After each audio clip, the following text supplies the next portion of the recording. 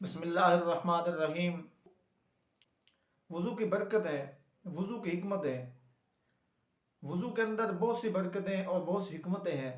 अगर हम इसको साइंसी लिहाज से भी देखें तो इसमें साइंसी भी बहुत से फ़वाइद हैं, बहुत सी इसके अंदर हिकमतें हैं, छुपी हुई हैं। अगर हम आज देखें साइंस के लिहाज से तो मगरबी ममालिक जो हैं वहाँ डिप्रेशन, मायूसी का जो मर्ज़ है वो उरूज पे है, तरक्की पे है। दिमाग फेल होते जा रहे हैं, पागल खानों के तादाद में इजाफा होता जा रहा है और असाबी नफ्सियाती मराज के जो महरीन हैं उनके यहाँ तांबा बांधा हुआ है। मगरबी जर्मनी डिप्लोमा होल्डर एक फैसलाबादी का कहना है कि मगरबी जर्मनी में एक सेमिनार हुआ जिसका उन्वान यही था कि नफ्सियाती मराज के जो मरीज़ हैं, यानी डिप्रेशन के, मायूसी के जो मरीज़ हैं, अद्वियात के अलावा किन किन चीज़ों से, अद्वियात के अलावा किन किन तरीक़ों से इसका इलाज मुमकिन है। तो एक डॉक्टर अपने मकाले में लिखता है कि मैंने डिप्रेशन के मरीज़ों को दिन में कुछ मरतबा उनके हाथ धुलाए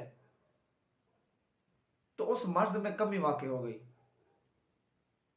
तो इसके अलावा इसके बाद एक हैरत अंगेज़ इंकशाफ करता है कि मैंने एक और ग्रुप को दिन में चंद बार हाथ, मुंह और पांव धुलाए तो इस मर्ज में बहुत ज़्यादा इफाका हुआ।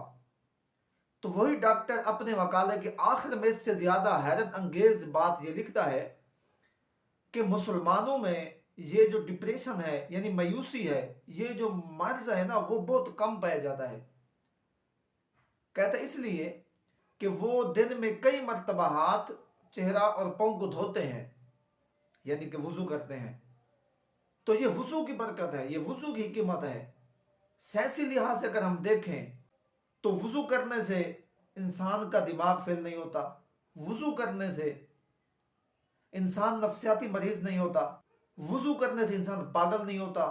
तो ये वज़ू की बरकतें हैं। अगर यही देखें हम, अगर किसी का बीपी हाई रहता हो, ब्लड प्रेशर किसी का अगर हाई रहता हो तो उसको वज़ू करवाओ।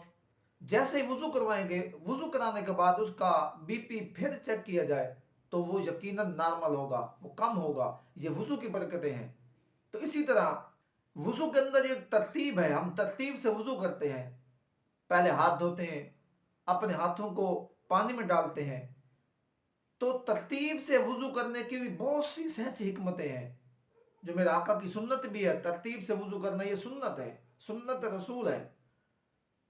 तो जैसे हम हाथ पानी में डालते हैं, हाथ धोते हैं, तो जिस्म का आसाबी जो निज़ाम है ना वो मतला हो जाता है। फिर आहिस्ता आहिस्ता चेहरे और दिमाग की रगों की तरफ उसके असरात पहुंचते हैं। वज़ू में पहले हाथ, फिर कुल्ली, फिर नाक में पानी, फिर चेहरा। इस तरह अगर तरतीब से हम वज़ू करें तो आज़ाद धोने की जो तरतीब है ये फालिज की रोकथाम के लिए मुफीद है। अंदाज़ा लगाएं कि हुजूर ने फरमाया तरतीब से वज़ू करें, तो तरतीब से वज़ू करने से ये बरकत मिलती है कि इंसान फालिज से बच जाता है। अगर हम तरतीब से ना करें, पहले चेहरा धोएं, बाजू धोएं, मसा करें, तरतीब अगर हमारी सही ना हो तो उसके अंदर जिस्म से बीमारियां फैलती हैं।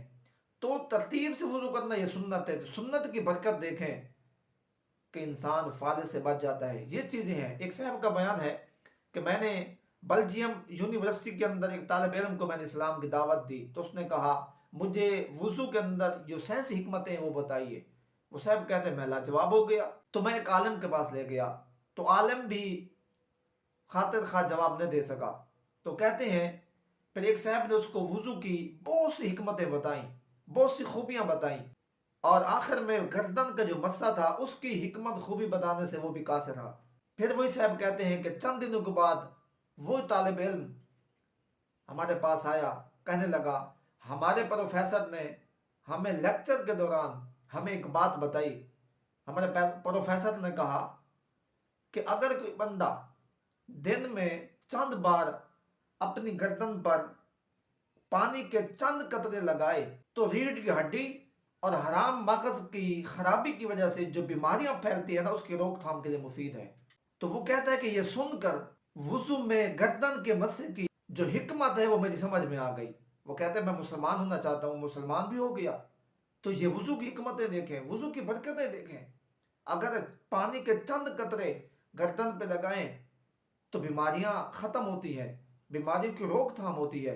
तो एक मुसलमान वुज़ू करता है तो वुज़ू के अंदर ये सहसी हिकमतें देखें। और वुज़ू के अंदर वैसे भी हिकमत ही हिकमत है। अगर आज देखें मुसलमान और मुसलमानों के अंदर भी ये डिप्रेशन, ये मायूसी बहुत छाई हुई है। हालांकि जो मगरबी ममालिक के लोग हैं, जो नफ्सियाती अमराज के माहिरीन हैं, मुबस्सिरीन हैं, वो ये कहते हैं कि मुसलमानों में डिप्रेशन के मरीज कम हैं, मायूसी के मरीज कम हैं। लेकिन हाँ, इधर देखें मुसलमान भी डिप्रेशन के मरीज हैं, उनके यहाँ भी मायूसी छाई हुई है।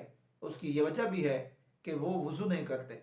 अगर आज हम ये तय करें कि हमने वुज़ू करना है, बावुज़ू रहना है, और बावुज़ू रहने में ये बरकतें हैं, और इंसान के अंदर नेकियों का जज्बा पैदा रहता है, इंसान काफ़ी गुनाहों से महफूज रहता है। और वुज़ू की ये बरकत है कि इंसान पागल नहीं होता। वुज़ू की ये बरकत है इंसान के दिमाग फेल नहीं होता। वुज़ू की ये बरकत है कि इंसान के अंदर जो इजाफी बीमारियां फैलती हैं वो फैलने से बच जाता है। और वुज़ू की ये बरकत है कि इंसान फालिज से महफूज रहता है। ये तमाम की तमाम वुज़ू की बरकतें हैं